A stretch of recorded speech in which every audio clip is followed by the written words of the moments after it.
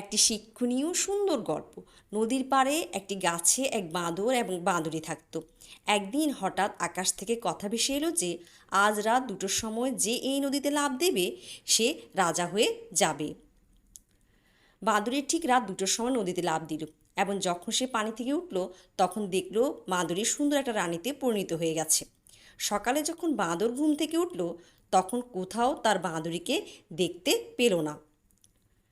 বাঁদর এদিক ওদিক দেখতে লাগলো। ও নজর গিয়ে পড়ল সে সুন্দর রানীর উপর। বাঁদর রানীকে বলল, আপনি কি কোনো বাঁদরীকে দেখেছেন? রানী বলল, সে বাঁদরী আমি। কাল আপনি আকাশবাণী শুনতে পাননি? এই নদীতে যে লাফ দেবে সে রাজা হয়ে যাবে। তো আমি রাত 2টোর সময় লাফ দিয়েছিলাম, কিন্তু আমি এটা বুঝলাম না সে আকাশবাণী তো আপনিও শুনেছিলেন, তাহলে লাফ দেননি কেন? তখন বাঁদর দুঃখী হয়ে বলল, আমার সে কথা বিশেষ হয়নি যে পানিতে লাফ দিলেই কেউ রাজা হয়।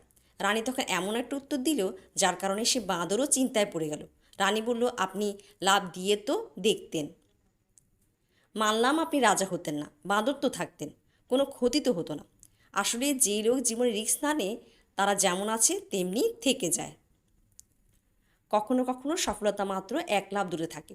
সে এক লাফের রিস্ক আমরা নিতে পারি না বলেই সফলতাকে অনেক সময় ছুঁতে পারি না। গল্পটি ভালো লাগলে একটা লাইক দিবেন, শেয়ার করবেন আর এমন শিক্ষণীয় সুন্দর গল্পগুলো শুনতে চ্যানেলটি সাবস্ক্রাইব করে পাশে থাকবেন।